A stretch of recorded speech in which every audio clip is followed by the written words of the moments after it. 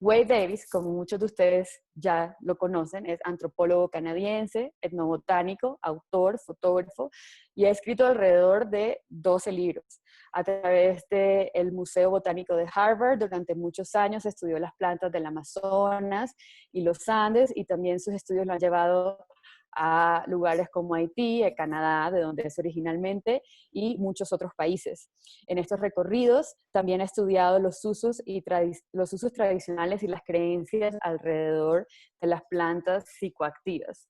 Y un fun fact para los colombianos también, Wade también recibió la nacionalidad colombiana de la mano del presidente Juan Manuel Santos. Así que en su biografía de Wikipedia dice que es colombo-canadiense, pues colombiano-canadiense, ya saben por qué también. Y nos Yo estoy acompaña muy también. orgulloso de eso. Bueno, yo soy colombiana, así que yo también.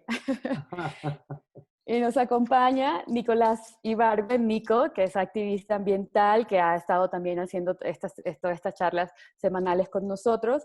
Es periodista y documentalista, ganador de 2 premios Emmy por su trabajo documental. Y ha trabajado con líderes mundiales, con líderes alrededor del mundo, en campañas para también raise awareness o concientizar sobre el estado del medio ambiente y cómo podemos ser una especie que vive más en mejor balance con el planeta. Entonces, como nos gusta hacer, antes de comenzar una charla, Manu, ¿qué dices? ¿Sí? Listo, de una. Dale, pues.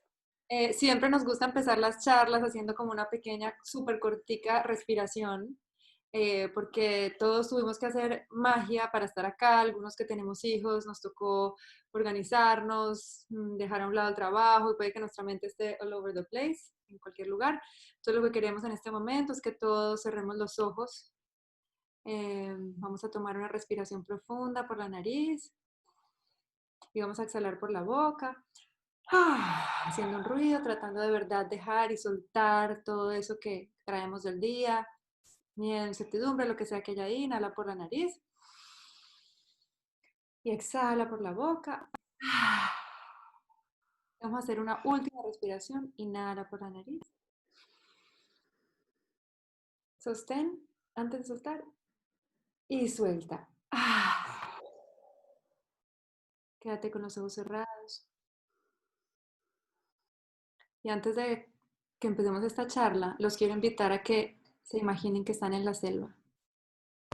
Quiero que usen su imaginación y se imaginen que van con Wade de la mano por una selva abundante,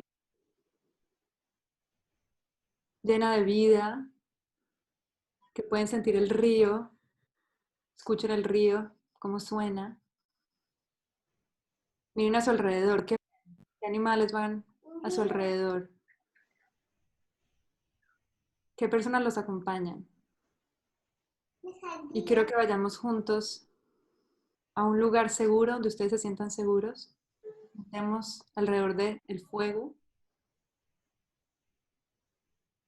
Y abramos nuestro corazón y nuestra mente para recibir este regalo que nos traen Wade y Nicolás desde este lugar sagrado que es la selva. Una última respiración. Ahora abrimos los ojos y ahí le doy la palabra a Nico para que empecemos. Gracias. Hola a todos. Wade, thank you very much for your time. Gracias. De verdad que muchas gracias. Que tu tiempo es muy valioso. Igual como te digo. Te agradecemos mucho. Yo sé que vas a hacer un esfuerzo grande por hacer esta conversación en español. No es tu lenguaje nativo, aunque ya eres colombiano, entonces ya me siento más tranquilo. Pero siéntete tranquilo si en algún momento te sientes que te puedes expresar mejor en inglés. Just feel free to do it. No, de vez en cuando, si hay unas como respuestas, unas ideas muy complicadas, yo puedo presentarlos en inglés y vamos a ver, andamos así nomás. Exacto, no hay problema. Just hazlo en español y yo en ese momento hago. Perfecto. Gracias. Bueno, Wade, lo primero que te quería preguntar es, ¿qué te llevó a querer explorar las culturas indígenas? tan lejanas a ti cuando eras pequeño, no solamente geográficamente, sino en todos los sentidos, culturalmente? ¿Qué te llevó a eso?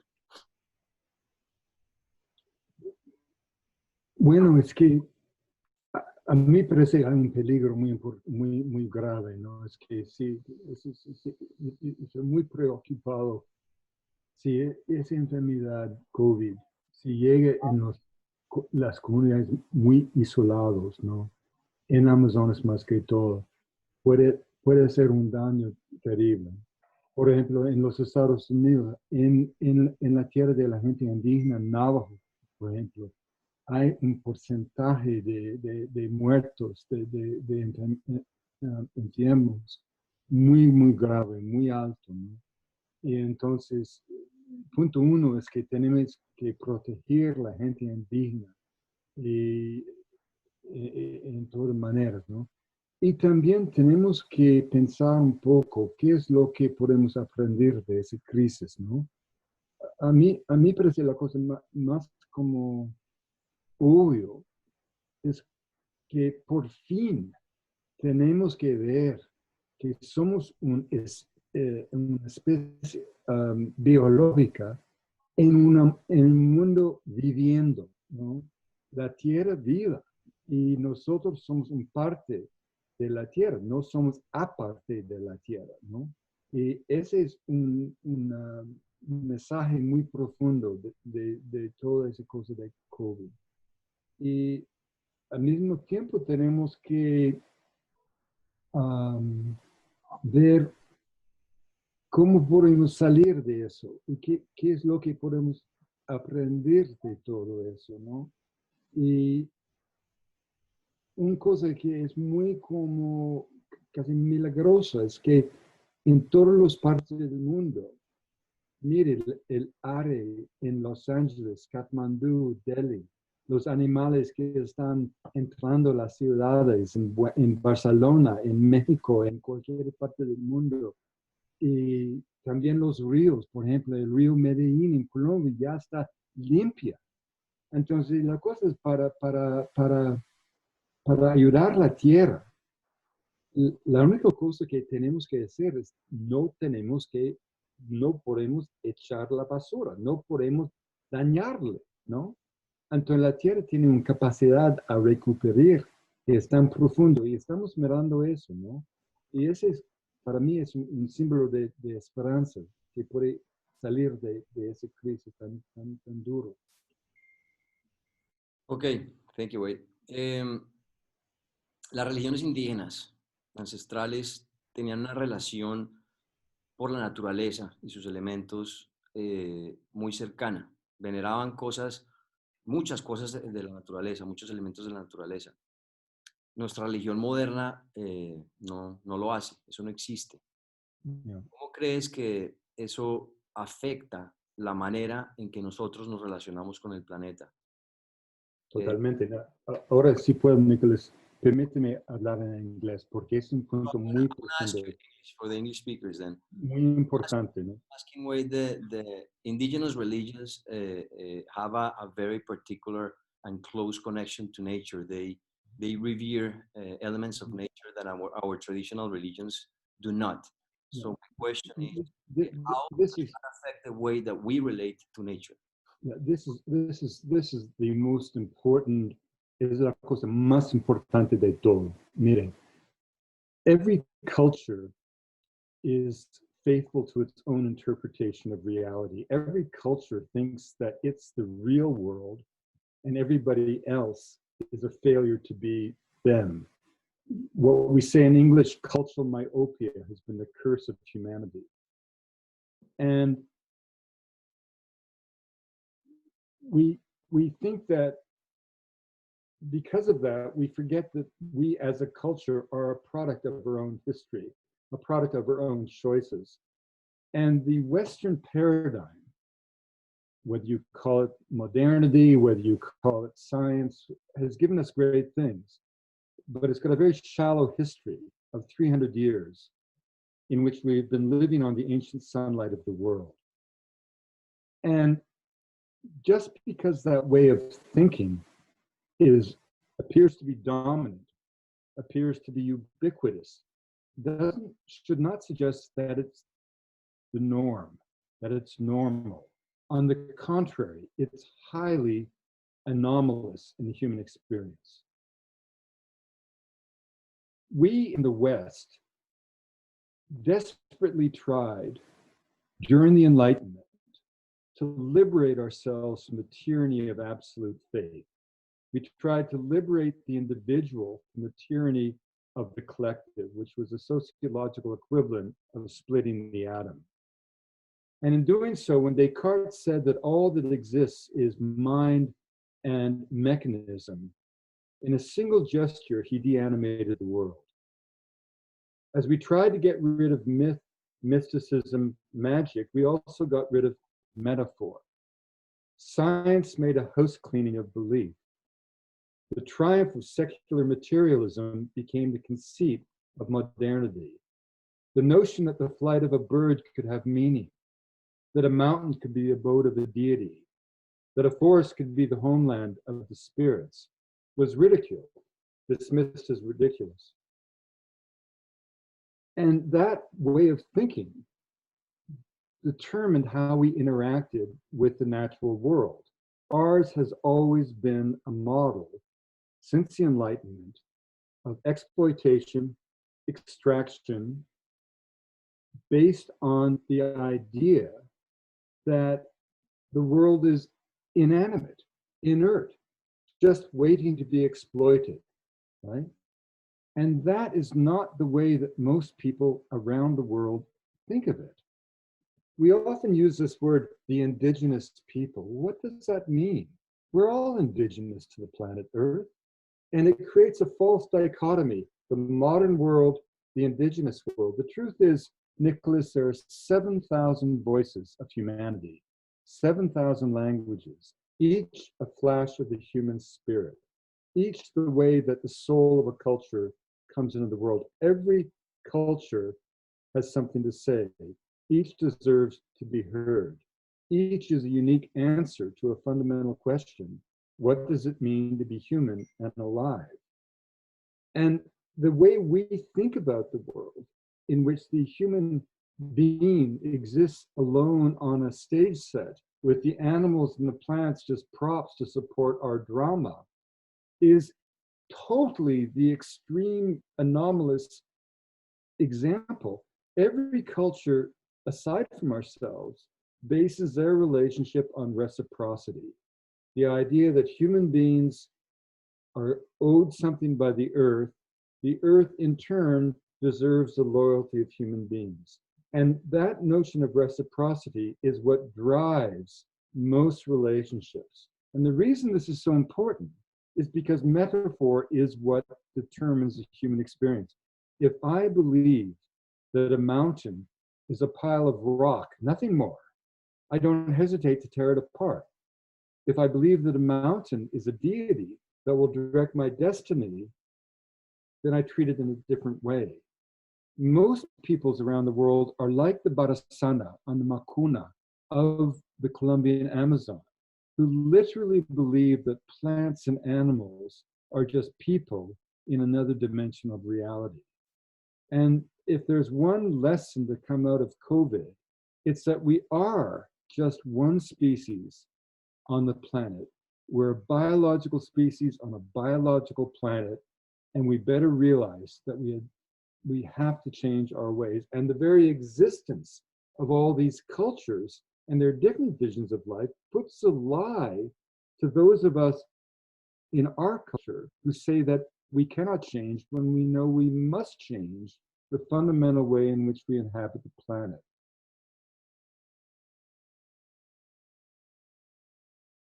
Okay, thank you. I'm gonna try to like really translate really quick and Oh, are you trying to están tratando de traducir en el ay, carajo. Yeah,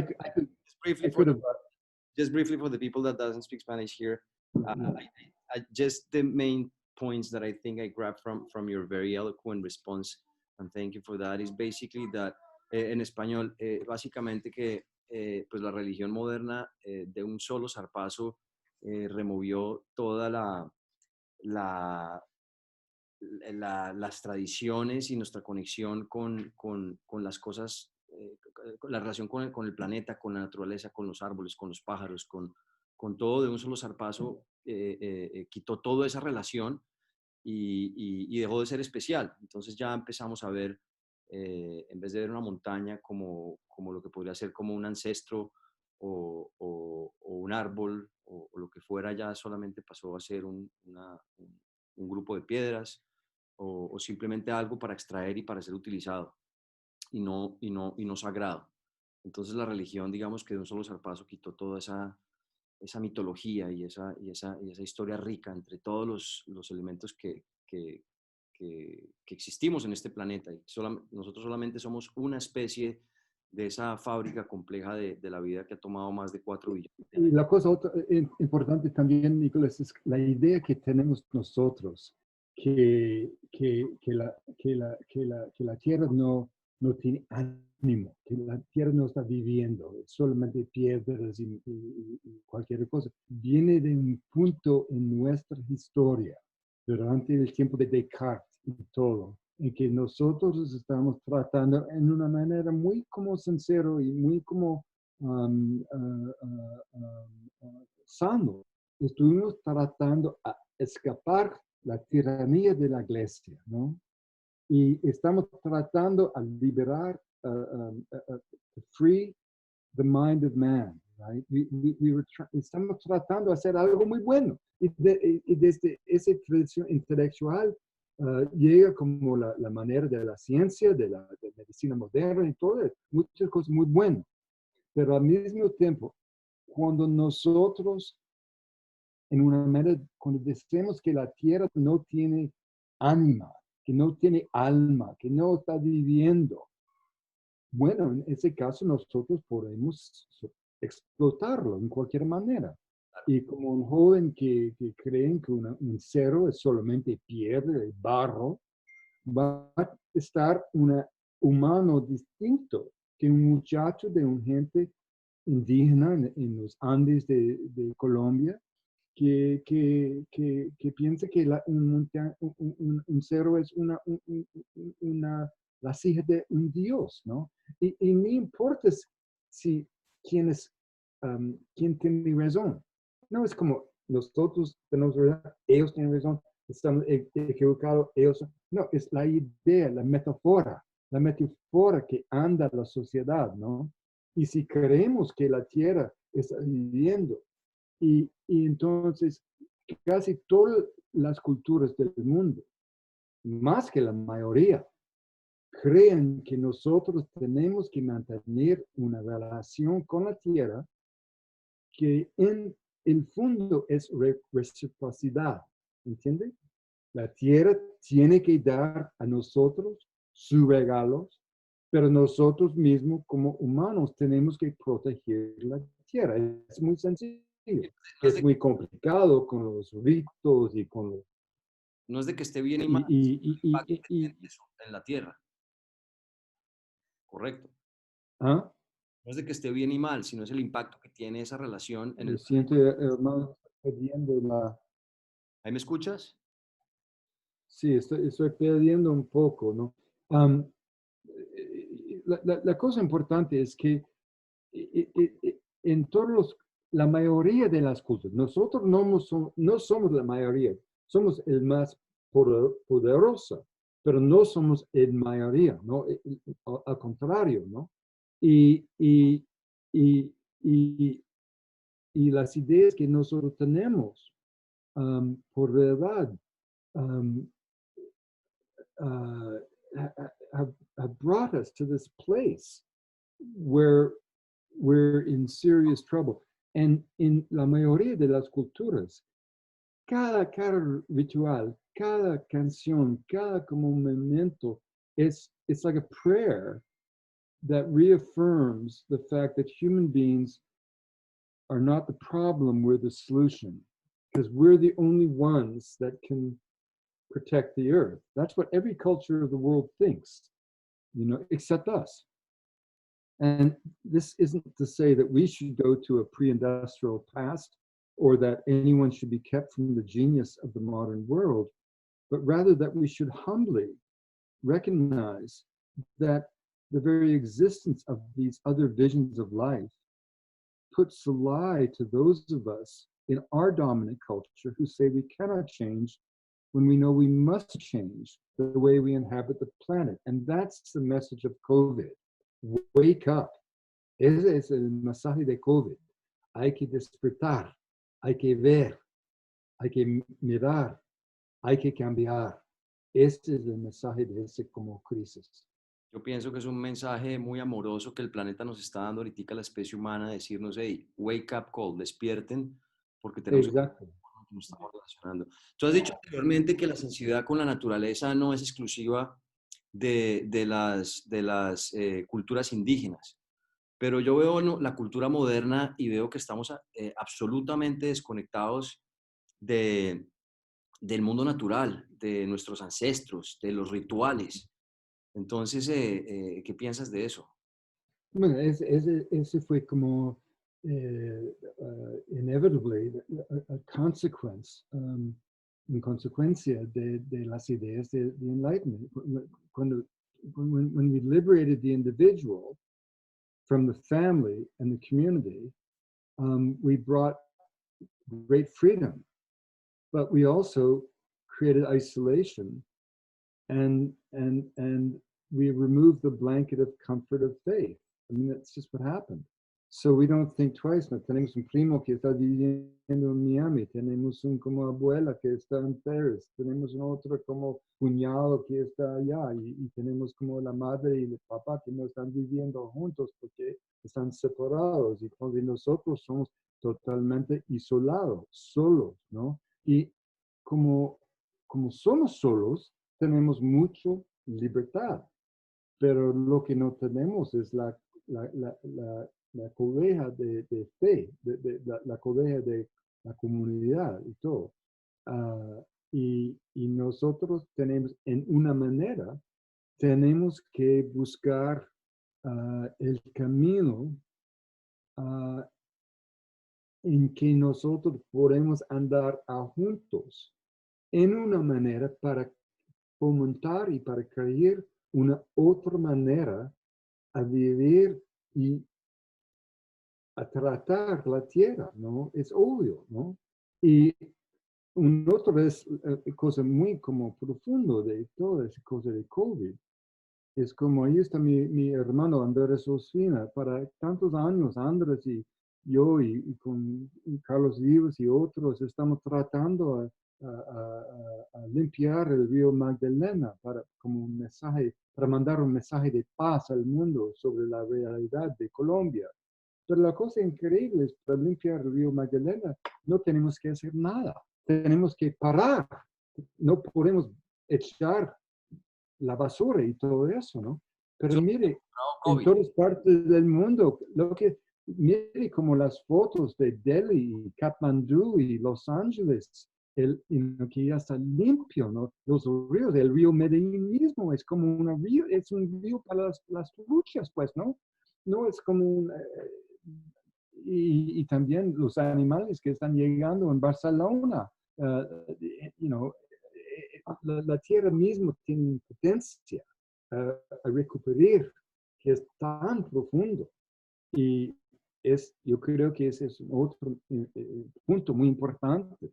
Claro, es una muestra de que todavía tenemos la oportunidad de que el planeta se cure y nosotros tengamos un planeta saludable en el futuro para nuestros hijos y para las generaciones que siguen. Pero eso solamente va a ser dependiente del comportamiento que tengamos nosotros ahora. En estos pocos años yo creo que va a afectar lo que hagamos en los próximos, no sé, 10, 15 años, va a afectar los siguientes 500, 1000 años de Y Nicolás, hay una otra cosa que me fascina, que es que, como tú sabes, hay como un tsunami de interés en las plantas mágicos, las plantas como alucinógenos y todo, ¿no? En todas partes del mundo hay es como una inundación profunda, en que toda la gente por fin está tratando de ver, después de 50 años de prohibición, estamos tratando de ver qué es lo que esas plantas, las medicinas, que pueden Que las hemos demonizado enseñarnos, ¿no? Y a mí, yo creo que, por ejemplo, yo siempre digo que, you know, you know, I, these plants give you a vision of connectivity to the natural world. I don't think it's an accident that these plants are coming back to us at this point in this international way. I always say, de vez en cuando estoy presentando un charla con unas ideas como interesantes de los chamanes o cualquier cosa, de vez en cuando yo tengo que pensar, ¿qué pasó? How did that little boy, un muchacho de Canadá, una familia muy burguesa, en un casa, de dónde viene esa idea? Where did I begin to think this way? And I think psychedelics played a big role. My mother used to say, don't take these plants. No se puede tocar esas plantas porque nunca va a volver el mismo. But that was the whole point. You didn't want to come back the same. That was the whole that was the whole point.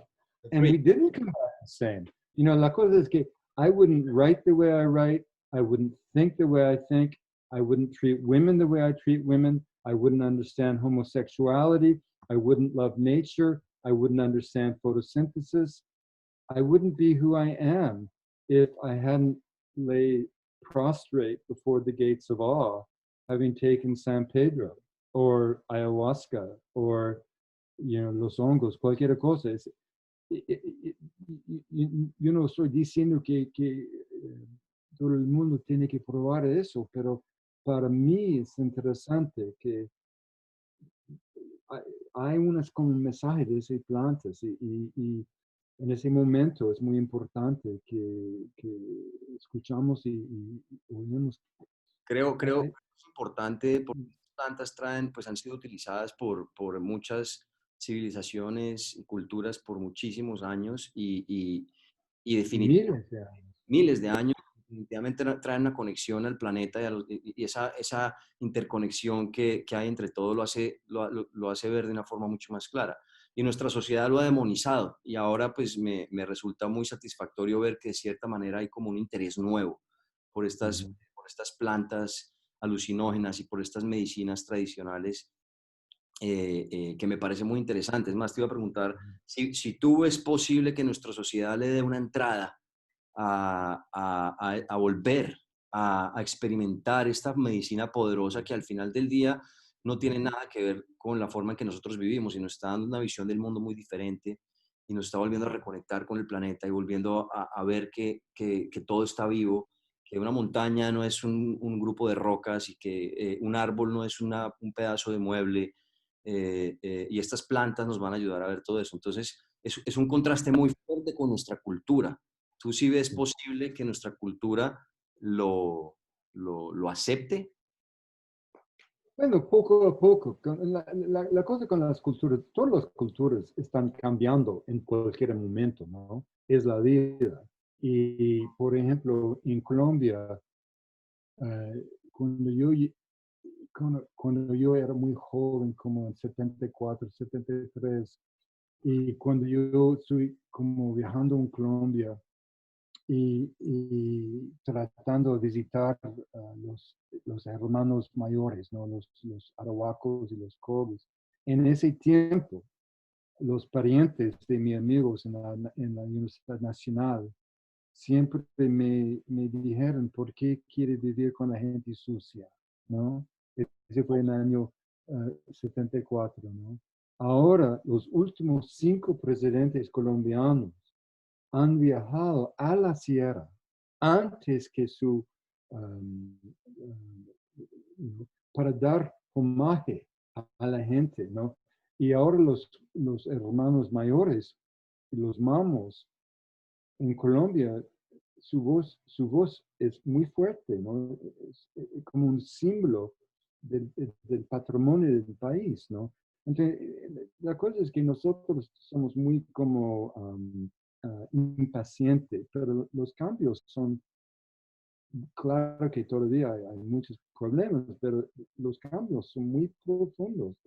Como yo siempre digo en inglés, in my life, women have gone from the kitchen to the boardroom.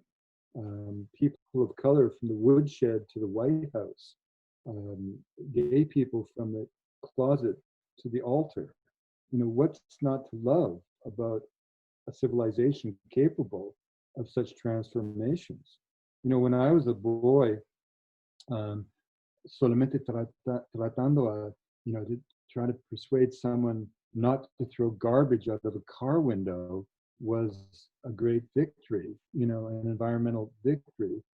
Now children speak of the biosphere, biodiversity. So, I like to think that we're on the path of hope. I'm not naive, but I think that pessimism is an indulgence.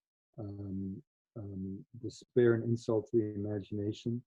And, I feel strongly that in life, you make a choice whether you're going to serve the good or serve the bad. And if you serve the good, you just keep serving.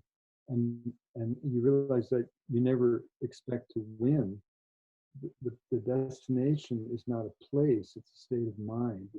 The path is an unfolding process of contribution, that in your lifetime you try to do what you can to push the wheel of righteousness, in a way, in a Christian sense, uphill. And I think we're doing that, all of us. En un mundo como el de hoy, que es un mundo que está lleno de ideas, ¿qué idea deberíamos eliminar nosotros para ser una mejor especie?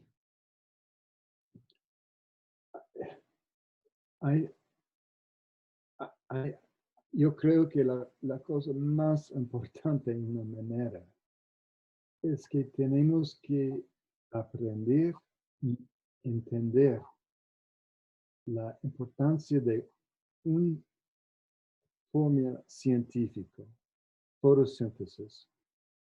Just the idea that carbon dioxide and water, sparked by photons of light, gives you sugar and oxygen.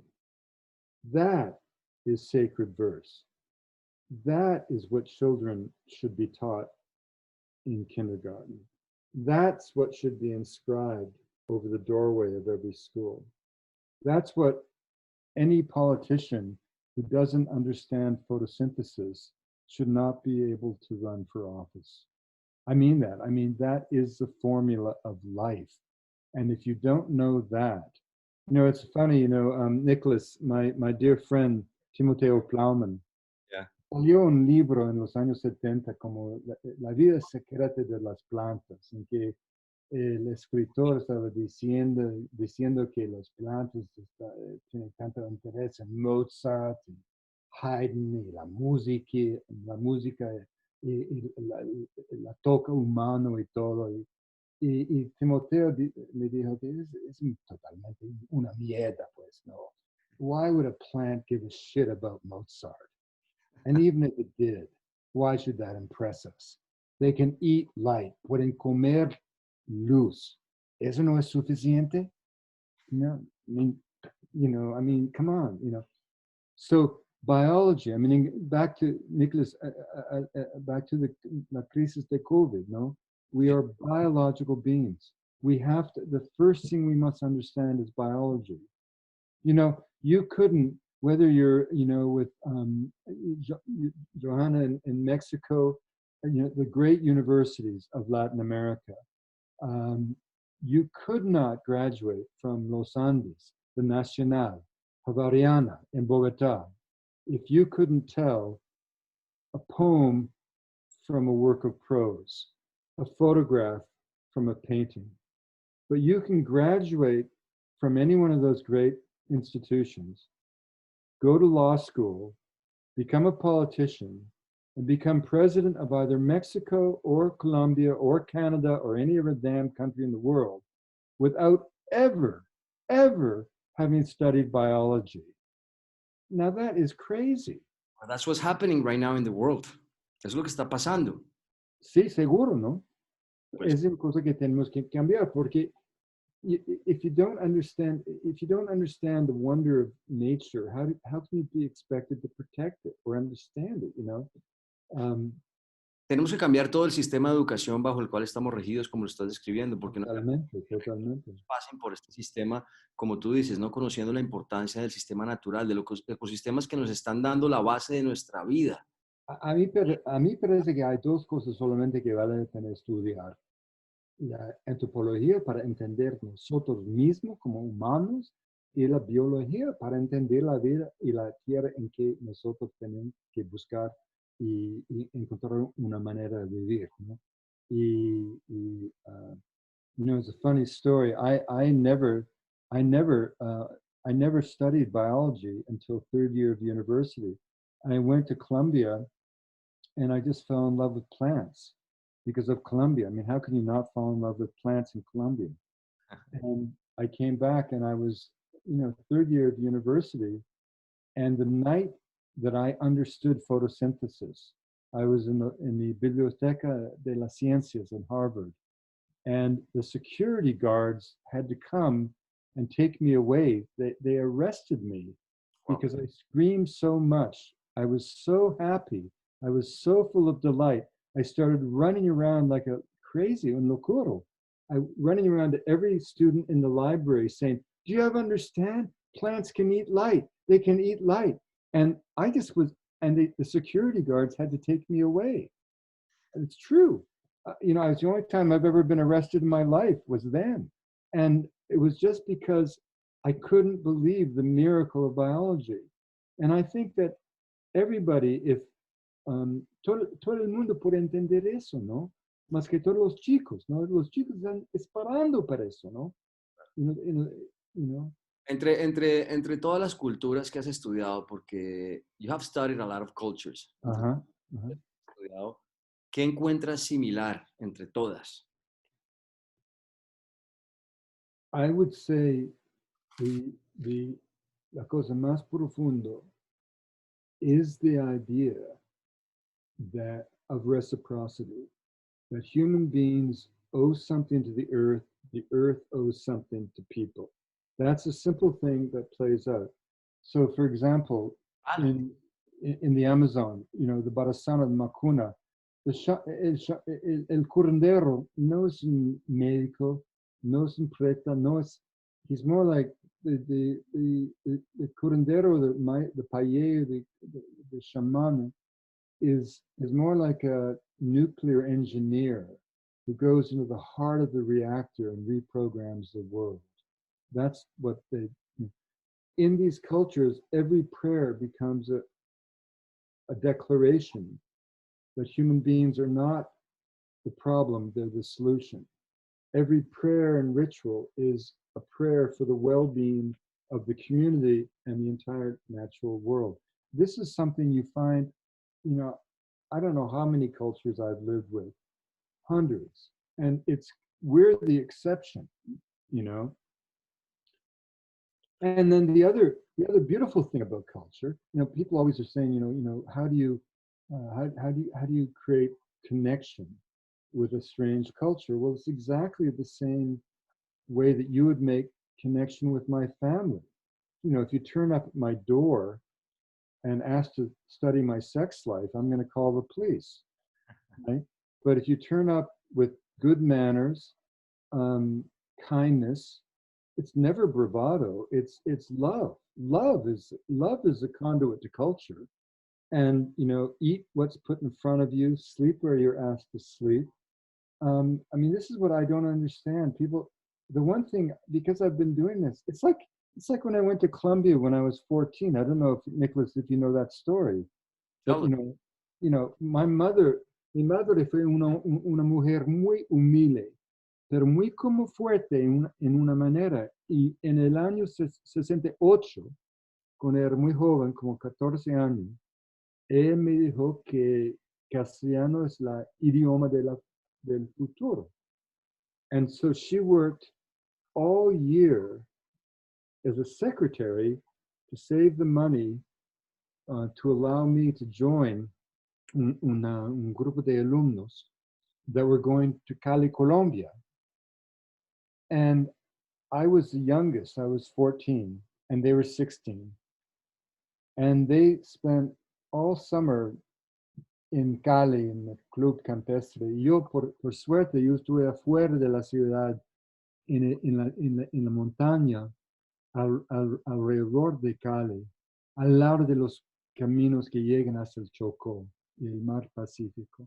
Okay. And I never saw the Canadians all summer, but almost all the Canadian boys se cayó con mamitis, no?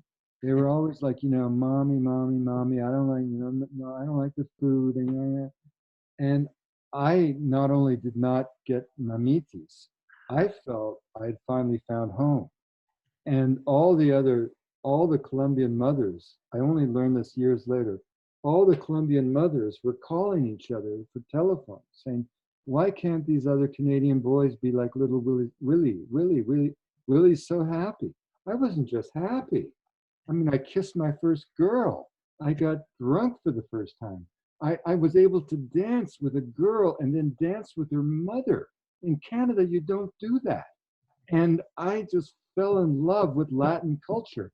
Everything. It was like a wave of warmth. It was like a blanket of love. It was like this amazing civilization that was so cariñoso. That's why I say Colombia es un país de colores y cariño, no? It's like, it was so beautiful, and yet it understood, Latin culture understands the frailty of the human spirit. That's why the poetry is so beautiful. That's why the literature is so beautiful. That's why the music is so beautiful, because everybody understands the light and the dark. Everybody in Latin America understands that life is just a shadow side of death, and death is just a place we go to be reborn at the side of the divine, whatever. It's just Latin culture to me was, I felt like, you know, I felt like I was a blind man who had learned to see emotionally. I felt that I had lived in a world of negro y blanco solamente, y suddenly at 14, I was in a world of colores, you know, y cariño. And I could be free, you know, and for me, you know, like a dear friend of mine, Sandra Uribe, you know, who worked on this new book with me, said, you know, Colombia gave me the wings to fly. Por eso amas a Colombia tanto. Sí, hombre, no, es más que todo. It's like, it's not like, it's like I was on fire. Yo estuve como un fuego, no? I had so much energy, and I had no place to put it in Canada. Canada couldn't understand the fire that was in me. That's true. But when I went to Colombia, it was like I found home, and only Colombia could be a coefficient. Only Colombia could balance and give meaning to the fire that without Colombia I might have just burnt up and died. Honestly, that's my love of Colombia. That's my loyalty to Colombia. That's why I'm a Colombian. You know, that's why I spend all my time writing books, libros para explicar la verdad de Colombia. There's so many Colombians here cheering your words right now, just so you know. ¿Qué dice? There's so many Colombians in this meeting. No, mire, Colombia es un país tan increíble. Mire, you know, 50 años de guerra, de la violencia, 240,000 muertos, 100,000 desaparecidos, 7 millones desplazados, ¿no? Pero en todo ese tiempo no había más que 200,000 combatantes en los tres lados, ¿no? Colombia es un país de 52 millones. La mayoría de los colombianos fue totalmente víctimas inocentes del conflicto. Un conflicto que existe solamente por el consumo de la cocaína, ¿no?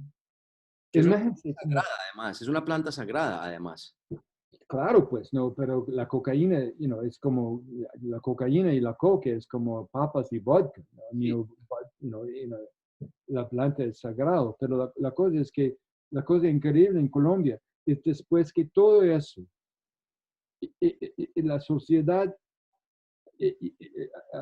para 50 años de guerra, siempre mantén democracia, sociedad civil, parques nacionales y las ciudades, Bogotá y Medellín, verde. I tell you, Colombia, only Colombian people could have survived what they survived. And you wait, esperamos a ver, pero yo creo que Colombia va a subir en una manera increíble. ¿No? Ojalá. Y ese es mi libro, mire, ese es el libro que va a salir, disculpe, pero un propaganda, ese es el libro que va a salir en septiembre, ¿no? Y es como Héctor Abad, mi amigo, el escritor increíble colombiano, famoso, ¿no? Él escribió aquí que, it's so beautiful, he said, after all our agonies, Wade Davis, through the evocative power of his writing and the clarity of his understanding, gives us all reason to once again love Colombia. That is the wonder of this book, which in many ways reads as a love letter to a nation. This is a 500-page love letter that I think will be so, I just can't wait for it to open the hearts of the world and be read, so people por fin pueden entender la verdad de Colombia. El grupo estamos esperando a que salga ese libro porque de cierta manera tú para los colombianos has sido un poco eso, que es volverle a dar a los colombianos una razón para amar Colombia, pues tú has sido un símbolo importante y gracias por eso y no puedo esperar que salga ese libro. ¿Qué es lo que tenemos que rescatar de las culturas indígenas para poder tener un mejor chance de sobrevivir en este planeta como especie? Well, it's like, como digo, ¿no? Es que nosotros no podemos, we're not going to go to a pre-industrial past and no person on this earth, indigenous or whatever you want to call them, should be denied the benefits of science, and that's not what we're talking about. La pregunta es, what kind of world are we going to make now in the future?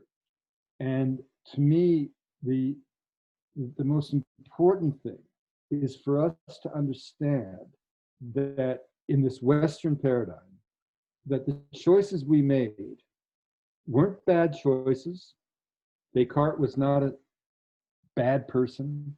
The Enlightenment produced wondrous things. Science, medicine, after all, we are turning to science and medicine to get us out of this crisis of COVID. It's not about saying bad things about our tradition, but the important thing is to recognize that our tradition is just one vision of life. And it's not the only way, that the other peoples aren't failed attempts at being us, that every other culture is a unique answer to a fundamental question. What does it mean to be human and alive? And when the peoples of the world answer that question, they do so in 7,000 different voices, 7,000 different languages. And the great lesson of anthropology is that every culture has something to say and each deserves to be heard. And so the point is not to expect those people to become who we are or we to become like them. It's to realize that once we know that we just made some choices that brought benefits, but also problems, then we realize that we can change. And those in our own society who are resistant to change and who are saying, this is ridiculous, we can never change, we put the lie to those people because we know we must change. We must change the way we interact. Never forget that something like climate change has become humanity's problem. But climate change wasn't caused by humanity.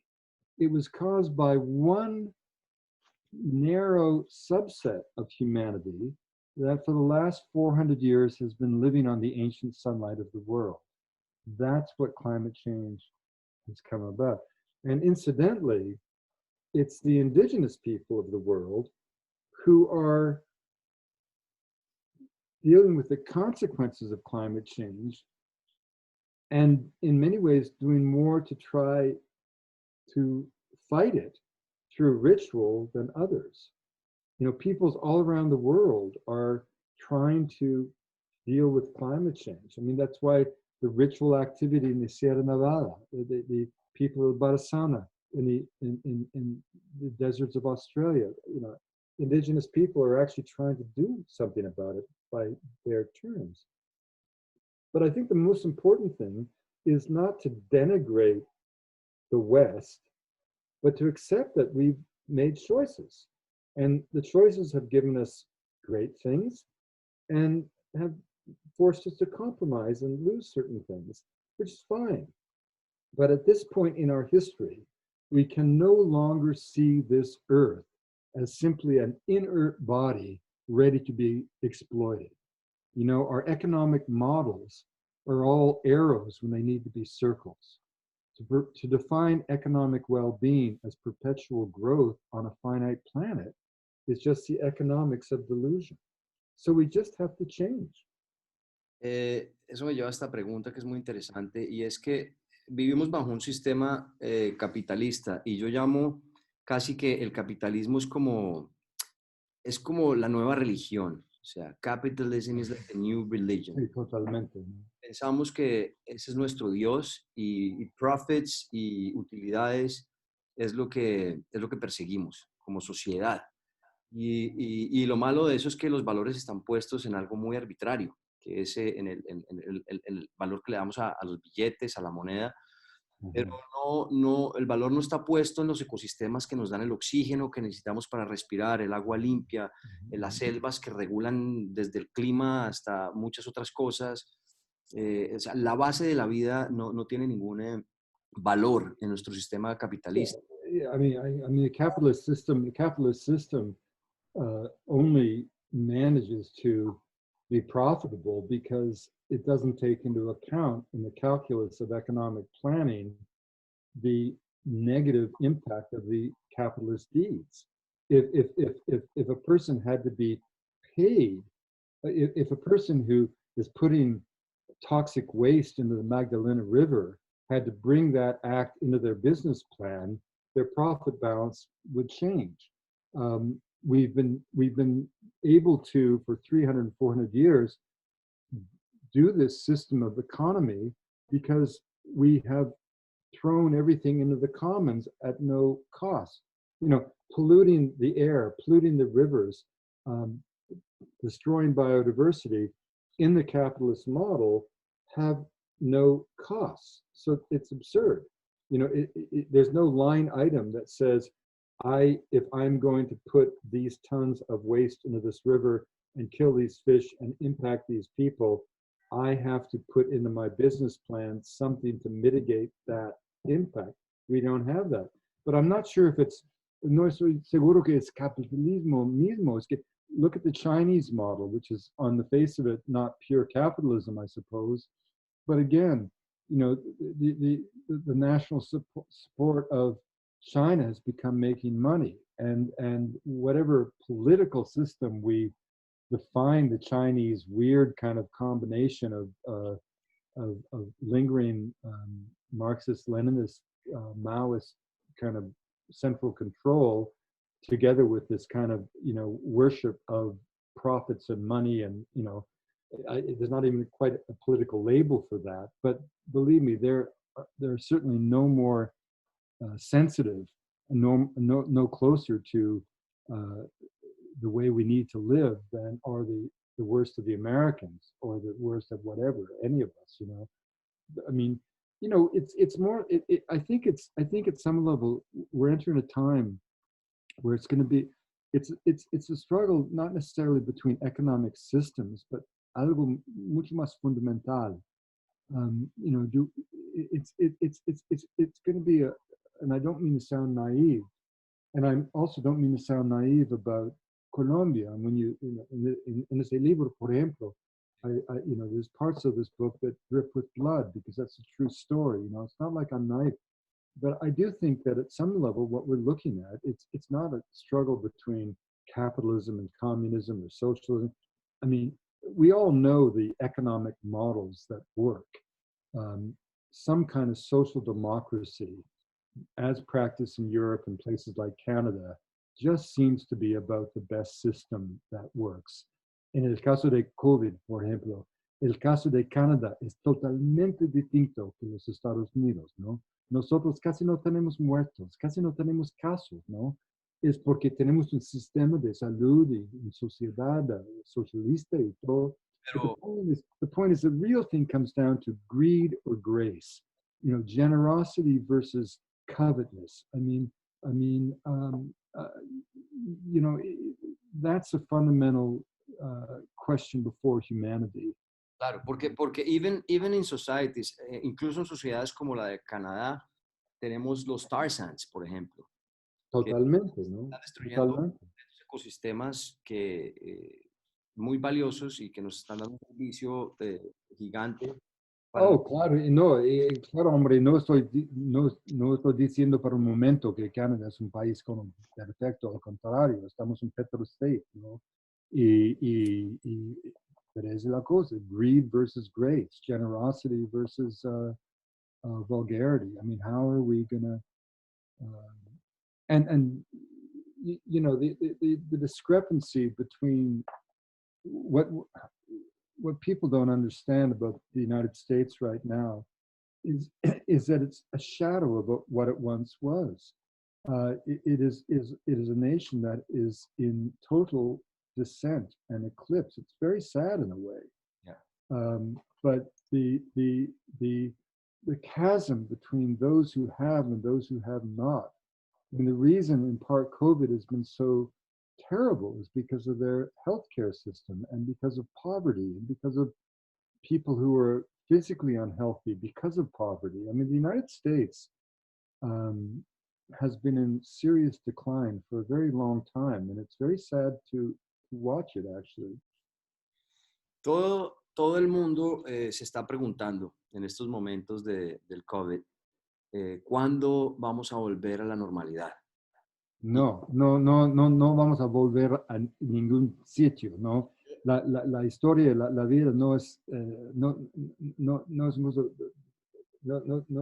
puede volver en cualquier momento. La pregunta es en qué mundo vamos a entrar, ¿no? I mean, and I think if you look, it won't be, there's a saying in English, I wrote once, the frightening thing of our species is the fluidity of our memory and our capacity to forget. We're able to adapt to any degree of environmental degradation. So people will be able to adapt if they choose to do so. But there's also an opportunity here. And it's not as if the world will ever come back as it was. And it's not as if the world will be suddenly in some kind of unrecognizable state of grace. But certain things are really going to change sociologically. People have discovered that they, work for those who are not doing physical labor all around the world has essentially been going to a cubicle in an office and looking at a piece of glass. It's called a computer screen. And people have discovered that they can do that from home. Exactamente. Managers have discovered that you don't have to spend an hour and a half getting into downtown Bogota, from the savannah. You're just going to be online anyway. Places like Los Angeles, where the entire workforce on average commutes 3 and 4 hours a day. That's going to be over. People are going to stay working at home. I think that business travel is going to change. The idea that, most business travel in the United States, at least, or Canada, is just an excuse, a little perk for your employees to allow them to get away from their kids and away from their spouse for a weekend. I know, most of business travel is just, and people are going to realize it's not necessary, so that's going to change. People are going to be very conservative. You know, it's like, I don't know about Nicholas, your mother, your father, but my mother, until she died, almost 90, she would keep every little stamp, every piece of paper, every penny, even though she didn't have to, but she was a child of the Depression, and that never changed, right? So people will be hesitant. I mean, rock and roll concerts, I don't think people are going to be very excited to go and be with 10,000 strangers spitting and sweating and huffing. It'll be a long time before people are comfortable with that. Retail is over. Retail as we've known it in North America, shopping malls and so on. The really interesting question is countries like Colombia, where you have, you know, this huge population that is living in a parallel economy. Mexico's like that too. Peru. What will happen in Peru and Colombia is very different, I think, than what will happen here. One of the incredible things, though, if you think about it, you know, Colombia, Peru's been very, very kind of tough. Mexico, it's incredible. These countries have shown extraordinary social solidarity. When you think of Colombia, for example, casi no había casos, no había muertos, no, es como COVID casi no llegado allá. And de toda manera, you know, they still were able to shut down the society, and people, it's a pretty incredible example of a certain kind of solidarity that comes out of a sense of being who you are. You know, Colombia is very interesting. The last national census, even though we know that Colombia is a nation of multitudes of Africans and indigenous people, 87 ethnicities, Europeans, Lebanese, everybody's gone to Colombia. But in the last national census, 85%, 85% del pueblo said that they didn't believe they had any particular ethnic origins. In other words, Colombians feel Colombian in a powerful way. And there's a certain solidarity that's come out that you don't see in the United States. I think it's a sign of, fundamentally, I think it's a sign of health. It doesn't mean that Colombians and Peruvians and Mexicans aren't suffering. I mean, my God, you know, it's very difficult. But there is a certain kind of a solidarity that is remarkable, worth noting. Entonces estás describiendo como buenas cosas, porque yo estoy de acuerdo contigo, no podemos volver a la normalidad que nos está llevando básicamente a la destrucción del planeta, de la forma en que simplemente vivimos. Y no volver a eso, no podemos volver a esa normalidad si queremos lograrlo como especie. Pero bueno, ya son las 8:15, entonces quisiera darle la oportunidad a todas las personas que nos están acompañando para que te hagan unas preguntas si está bien contigo, antes de continuar la conversación. Sí, con mucho gusto. ¿Te parece? ¿Cómo se hacen las...? Entonces, si alguien tiene preguntas, alzan la manito que tienen en el video y yo los contacto para que puedan hacer la pregunta. Montserrat Ríos, listo. Buenas noches, Wade. Soy Montserrat Ríos, tu amiga de hace muchos años. Sí, ¿cómo estás, Montserrat? Bien, gracias. ¿Qué tal la familia? A los muchísimos años, yo quería que me cuentes cuál fue tu mayor experiencia en la Amazonía del Ecuador cuando estuviste viviendo con los Guaraní. En Ecuador. ¿Sí? Yo creo para mí, bueno, dos cosas. Mi tiempo con los guaraníes fue muy profundo, ¿no? Porque yo estuve con ellos como en 79, 78 creo, y ellos no tenían contacto con el mundo occidental antes que 58, entonces había muchos señores que estaban como recién saliendo del monte, ¿no? Y ese fue muy como un momento muy importante, muy profundo.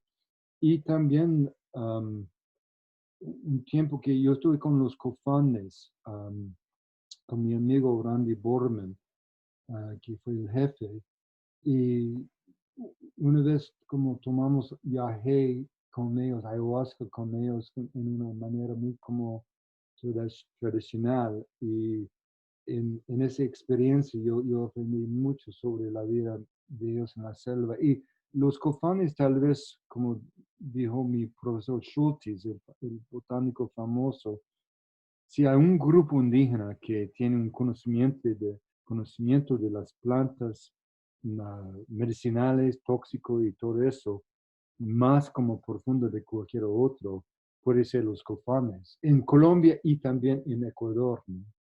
Entonces, ese para mí fue muy, muy profundo.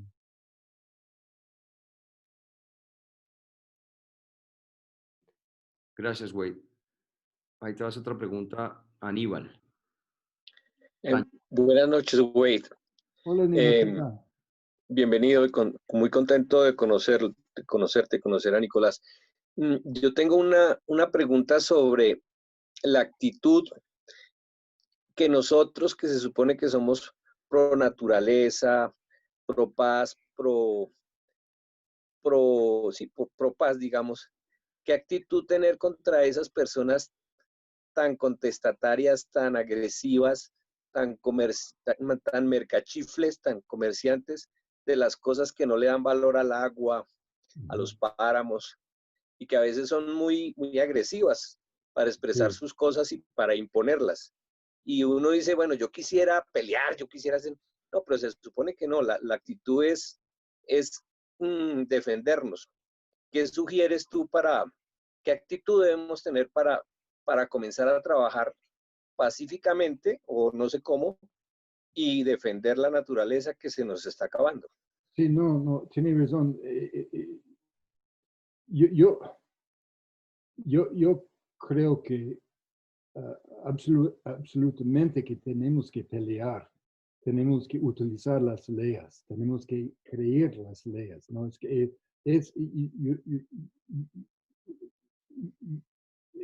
yo no soy inocente y yo entiendo que es un pelea, estamos en una pelea, ¿no? Pero al mismo tiempo, yo creo que tenemos que entender que vamos a ganar algunas batallas y vamos a perder otros, ¿no?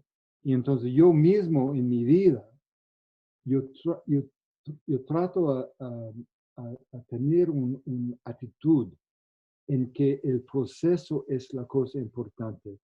Yo no quiero, como la gente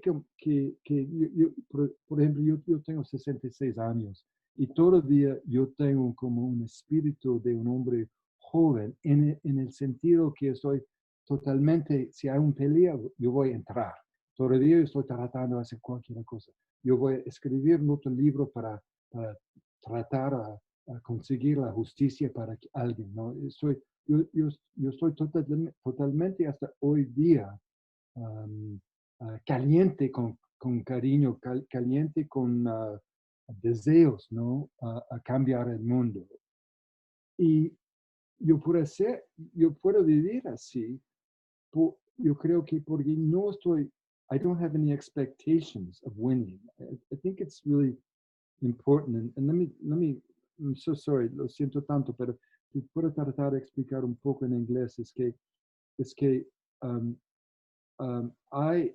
my father was not a religious man, and he wasn't a Christian man, but he believed in good and evil.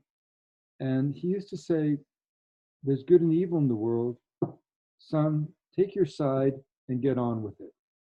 And it's probably the best advice I ever got from him. Now, in the Christian tradition, we have this idea of Christ and the devil, and we always hope that, one day Christ will win, right? And evil will go away. But it doesn't go away, does it?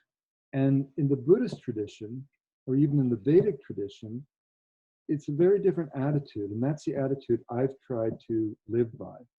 When Lord Krishna was asked the famous question that was at the foundation of the heresies in Europe, if God is all-powerful, why does he allow evil to exist in the universe? If you ask that question in Spain or France, you were burned, But when Lord Krishna was asked that question by a disciple, why is there evil in the universe if Shiva is all powerful? Lord Krishna said, to thicken the plot. In other words, it just is, right? And the Buddhist attitude is that the path of the pilgrim is not a destination, but a state of mind. And I find that by adopting that attitude, I try to win every battle, but if I lose a battle, I don't get disappointed. I don't get bitter. And I find that when I look around at my friends at my age, bitterness comes to those who had expectations that were disappointed, or they look back on a life where they made decisions that were imposed upon them. You know, I look back on my life where I've been the architect of my life, so I don't have any regrets. And if I've lost some battles, that's just the way life is. And I'm not going to defeat evil, but I live one lifetime, and I will fight every day for what I think is right. And I don't in any way need to sound precious or orgulloso or arrogant. It's an attitude that I try to have. But that said, I absolutely agree with you. These are battles that have to be fought. These people like Trump and his cronies are not going to roll over, because whatever you want to define them to be, they represent, to my point of view, the very forces of darkness that we're trying to eliminate. So, you know, one has to constantly be vigilant and fight and fight and fight and fight and never give up. But as you fight, you want to try not to succumb to the darkness, if you will. I say this because I grew up like so many of you, certainly my Colombian friends in the 1960s. I mean, I spent my whole university years blowing things up. It's amazing I didn't get arrested and thrown in jail. I mean, I was a real radical leftist, right? I was really, looking back on some of the things that I did, I never was violent. But I mean, for example, I threw Henry Kissinger's desk out of his office window at Harvard, I was very happy to have done so. But the point is, I also saw, as you see in revolutionaries, you see hatred, you see, you see dreams become despair, you see passion become hatred, hatred rationalizing evil. I mean, I try to, that's just how I try to live. And I'm not saying it's how anyone else should live, but it's the way that I keep active. You know, like this new book here, this is now like, this is my I think I've written now 22 books. And as soon as COVID came along, all I could think of is, what am I going to write now? You know, what's my next big book? Because I don't stop. I never stop. Because I'm always filled with the joy of being alive and the promise of just maybe naive, or just maybe being able to do some little bit of good in this life. And I don't care whether I win, because I don't know if I'm going to win, you know, because no one wins. History just moves on. And we just push our shoulder to the wheel of righteousness. That's what I believe. Thank you. We have too many questions, but not enough time. So I'm gonna try. I mean, maybe depending on how long is it, we're gonna try to fit 2 more. Okay. Okay. So. And Nicholas, we can do this any other time. I'm happy to. I mean, for me, I got to say, for the chance of being able to be connected to friends from all over Latin America like this is a huge gift to me. I mean, it sounds so silly. I'm sitting here on an island in Canada. I just get uplifted just to be in the aura of my Latino friends. You know, this is what I used to always say about these Americans. You know, like what's exactly not to like about Latino culture, right? First of all, half of America was stolen from Mexico. Secondly, there's 45 million Latinos in the United States. Let's think of all the reasons we shouldn't like them. Great music, great food, great families, great religious faith, incredible kindness, decency, poetry, and grace. Let's count all the reasons we shouldn't like Latino people in the, I mean, it's crazy, these people, you know? And so for me, it's kind of a joy just to be like with all of you, really, all of you this evening. We appreciate it. Everyone here really appreciates it. And I know they have enjoyed this conversation a lot. Vamos a coger un par de preguntas a ver si alcanzamos, porque pues, we don't want to take over your entire night. Pablo, go ahead. Hello, Wade. My name is Pablo Castellanos. I'm from Medellín. Ah, qué bien. ¿Paisa? Sí. ¿Puro paisa o medio paisa? Medio paisa. Medio. De Barranquilla, del Magdalena. Ah, qué bueno. De hecho, tú lo conociste cuando viniste a Medellín a la fiesta del libro. Era el viejo, el señor de 92 años que conversó contigo, que él escribió sobre la deforestación del Magdalena en los 50. Que él y yo estuvimos juntos porque somos familiares de Justo Arosemena, el sobrino de Juan Guillermo Garcés, tu amigo. Ah, sí, qué bien. Y desde ese día mi abuelo he's very eager to send you a letter. He wants to get in contact with you to talk about the Magdalena. He fantastic. wants to do so. Do you have my email? No, I've messaged you to Instagram direct, but I don't know. That's because I'm an idiot. You know, yo soy demasiado viejo, pues no. Email, like, just put daviswade@aol.com. It's been ages since I've seen an AOL. I know, no, don't, you're too young. You're not allowed to laugh. That's when I was a kid. Start laughing. But no, seguro, si él quiere, que da cuenta que él puede escribirme a cualquier momento. Oh, perfect. Well, and now to the question. Yeah. I do have a question after all. I don't want to take everyone's time. No. How do you think that we should approach what you were saying before about this tsunami of interest into psychedelic plants?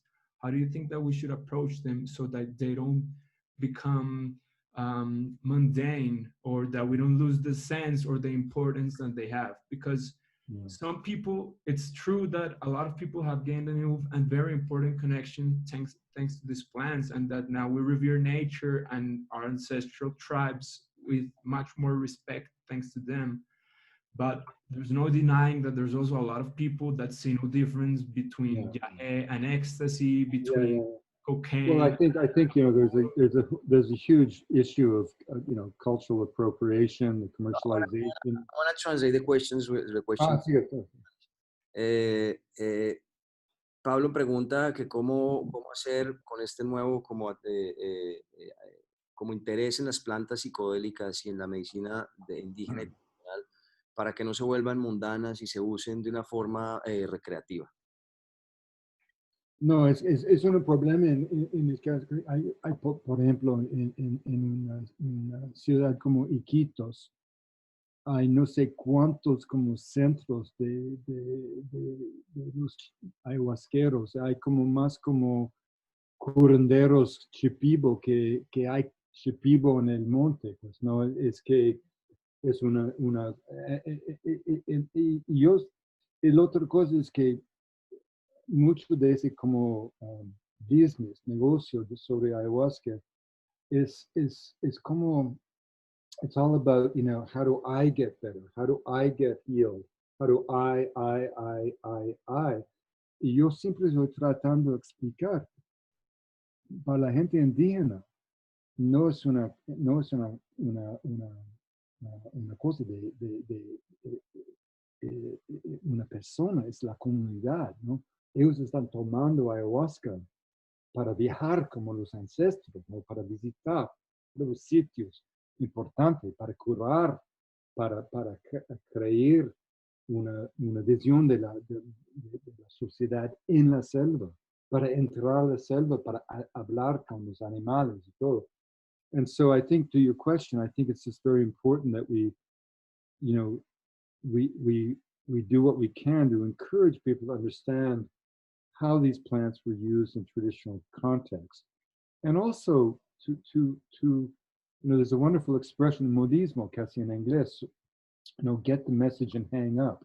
In other words, when I speak of how valuable my experiences were with these substances, that should not imply that I'm taking these substances all the time. To the contrary, I was very much in this sort of school of thought that, you get the message, like George Harrison of the Beatles said it, get the message, hang up. How many times do you have to take ayahuasca to get the message?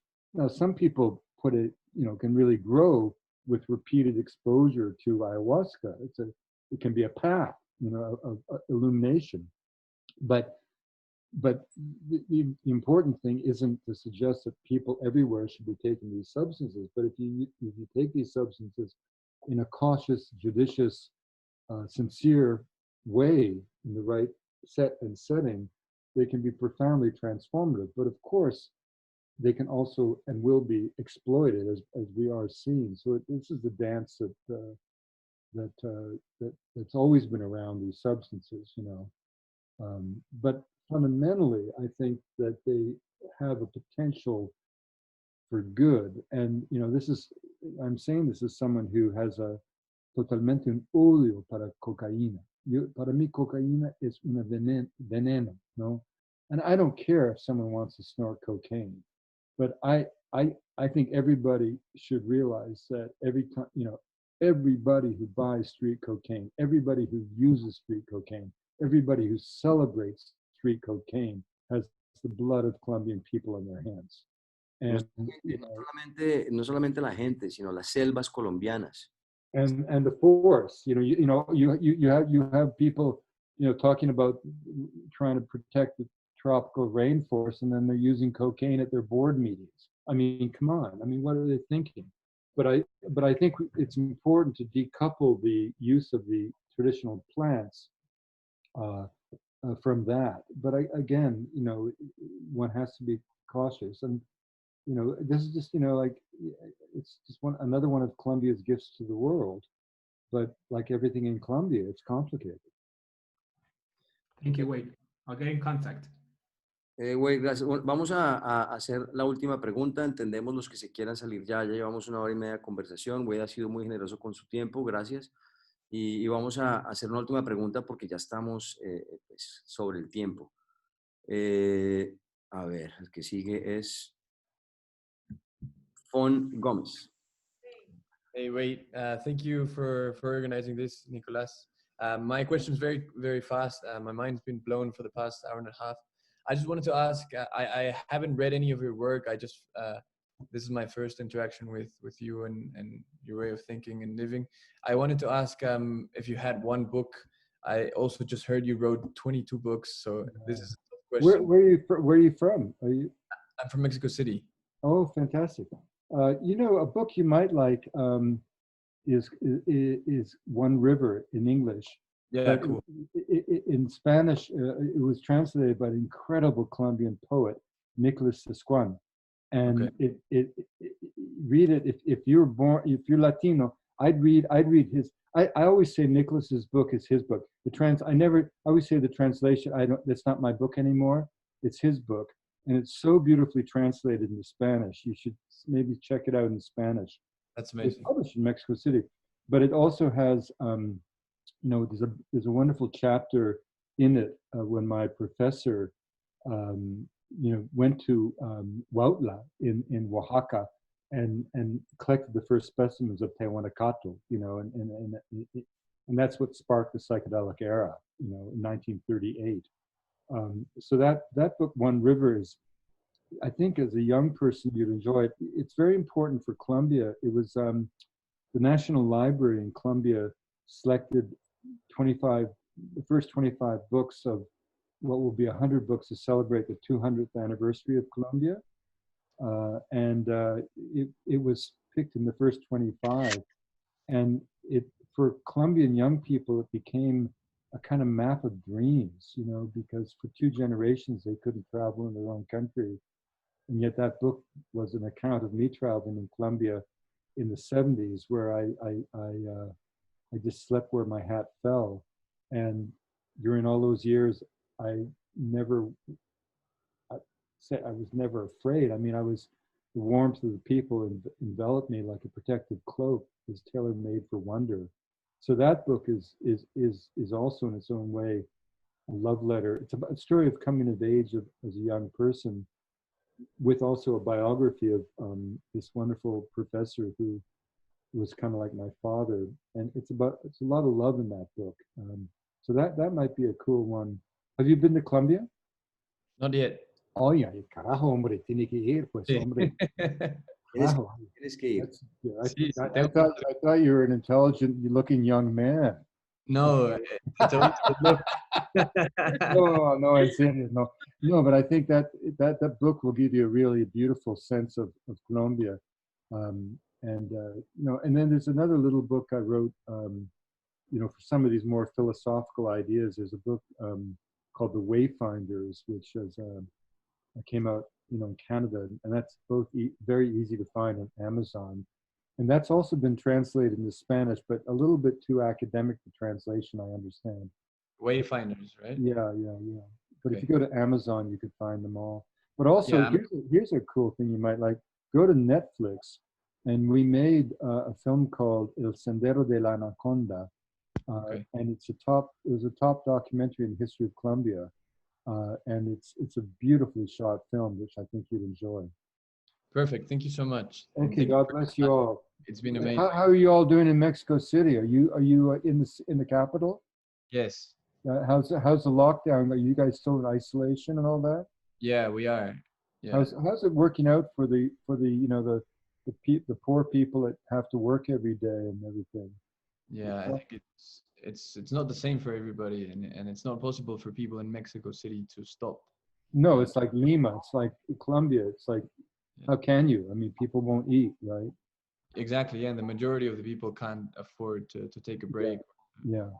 So we're very lucky people. Yeah.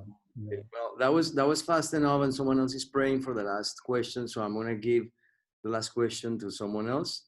Thank you. Wait, if that's okay with you, is that okay? Sure. Yeah. Okay, next one is last one now. I promise. Is Mateo de Valenzuela. Well, thank you very much. Muchas gracias, Nico, por esta última pregunta y por haber hecho esta maravillosa convocatoria. Wade, it's a pleasure. Miguel Echavarría from Medellín has spoken wonderfully of you many, many times. Oh, he called me today. How do you know Miguel?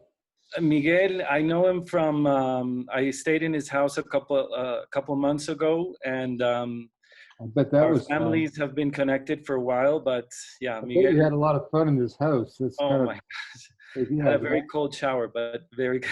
Yeah.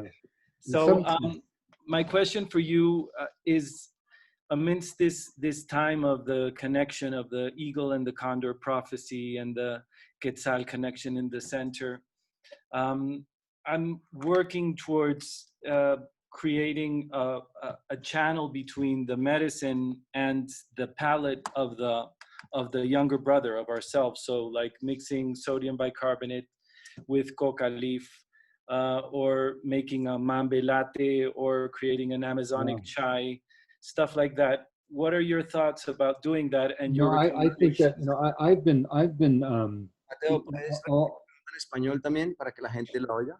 Sí, se lo siento. Sí.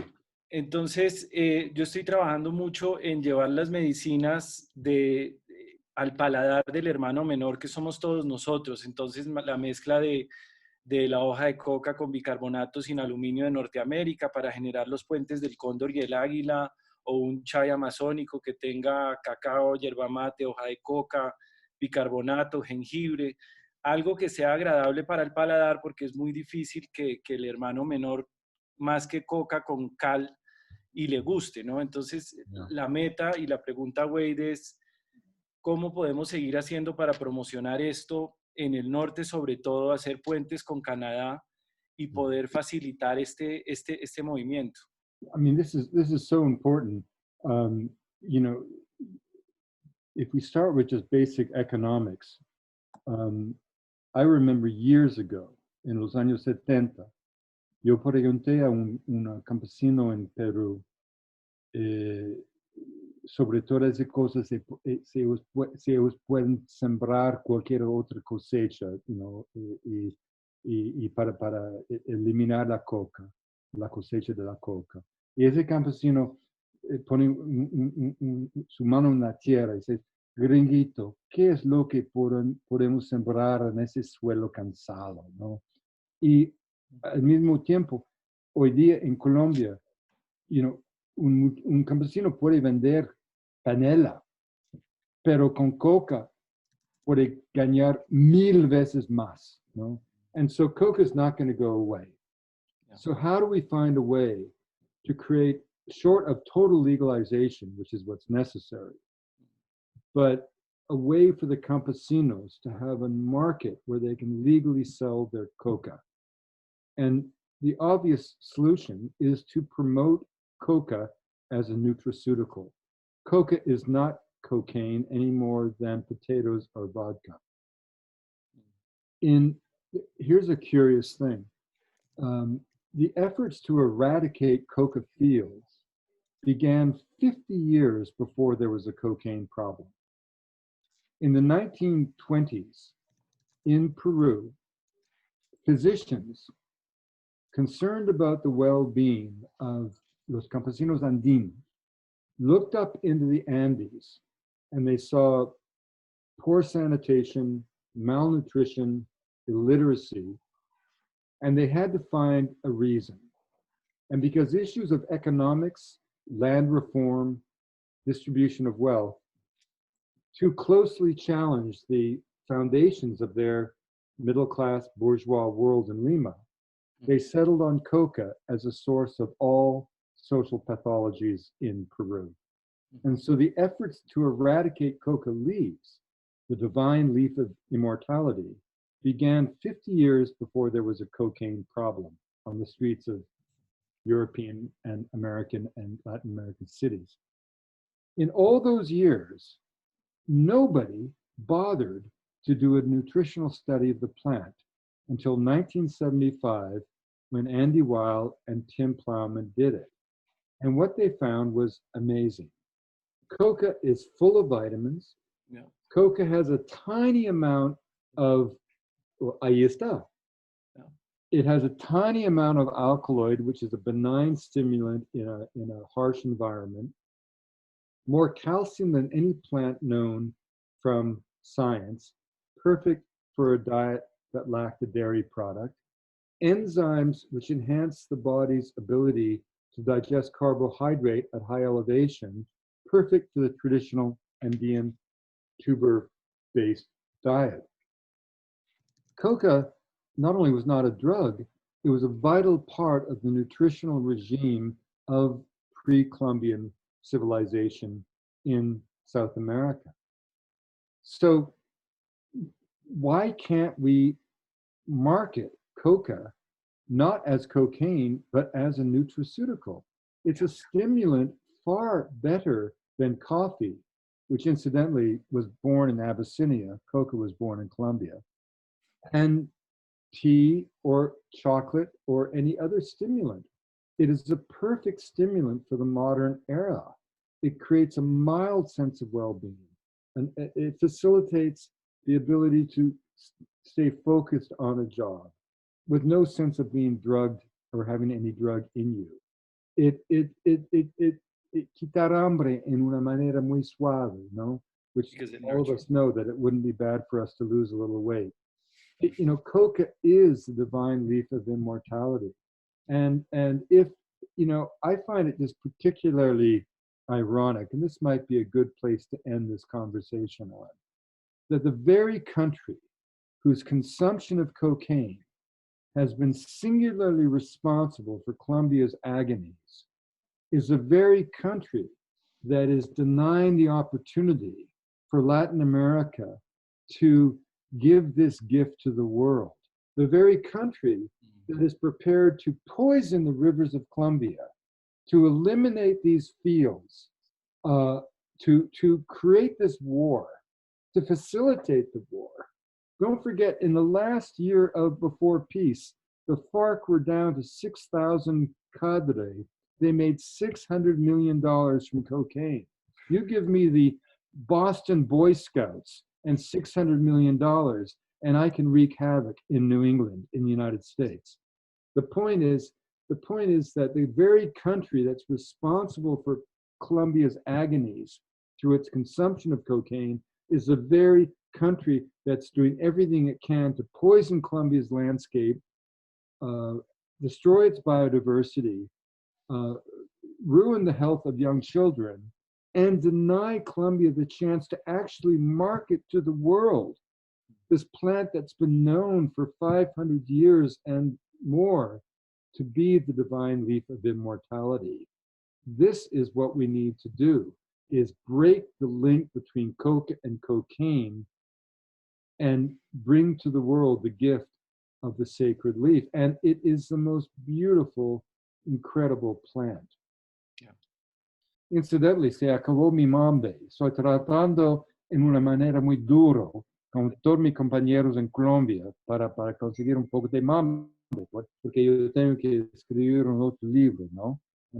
Entonces, quizás que si tienen una manera de mandarme un regalito de mambecito, estoy listo. Te lo mando en una caja de matcha, because matcha and mambe are exactly the same, and nobody's going to test it. Okay, I'm just teasing you. No, I just, mambe, you know. I have some here, look. No es justo, no, es terrible, no, pues, hombre. Está tratando de matarme, pues, hombre. I'll send you some when I send you the mail. Okay, that's my, I'm just kidding. No, but you know, this is a nice point to end on. You know, it's like, coca is not a drug. I remember a little old lady in Cusco once said to me when I was a young boy, she gave me some coca leaves and she said, "This is not a drug, this is our love." And I've never forgotten that. Well, thank you all very, very much, Nicolás, for putting this together. And I'm very grateful. Wade, muchas gracias, de verdad. Ese último mensaje, lástima que fue todo en inglés, pero pues para resumirlo es simplemente que la hoja de la coca no es una droga, es una planta sagrada con muchos beneficios para la salud y deberíamos llegar a poder pues comercializarla como lo que es. Y tratarla como lo que es, y tratarla de otra manera, pues nos han llevado muchísimos problemas en Colombia. Bueno, con eso quiero cerrar la conversación de esta noche, agradecerte mucho por tu tiempo, Wade, que ha sido muy generoso en estos momentos en que todo el mundo está, digamos que preguntándose muchas cosas con este encierro forzado por este mensaje amoroso para mí que nos está mandando el planeta, para que despertemos y nos demos cuenta que tenemos que descubrir una nueva manera de vivir y relacionarnos con el planeta, con los animales que compartimos este planeta, con la tierra, con la naturaleza, con los árboles, y empezarlos a ver de otra manera muy diferente, porque si no, no creo que lo vayamos a lograr. Y creo que estos espacios y esta sabiduría tuya, Wade, que compartiste esta noche, nos ayuda a todos los que hemos estado acá escuchándote a tener una mejor perspectiva de cómo alinearnos para enfrentar esa nueva realidad que esperemos no sea la misma. Entonces, muchísimas gracias. Thank you very much, Wade, for your time. Thank you, Nicolás. Thanks to everybody and all of you, Joanna Quiero pasar el micrófono a Joanna para que nos dé las últimas palabras. Sí, bueno, no, antes de que todos se vayan, nada más para recordarles que nosotros somos Soajá, ahí les dejé el Instagram, la próxima semana vamos a tener a Carl Safina también en conversación, y más adelante vamos a tener a un mamo aruaco y a un abuelo maya, también aquí en un Zoom privado en conversación, así que todo lo que estamos planeando, y se vienen muchísimas más sorpresas, va a estar buenísimo. Y por favor, quítenle el mute a sus computadoras, a sus speakers, y vamos a darle un fuerte muchas gracias, thank you a Wade y a Nico por este rato. Yes. Gracias. También quería. Muchas gracias, Wade. Un placer. Gracias. Muchas gracias. Gracias. Gracias.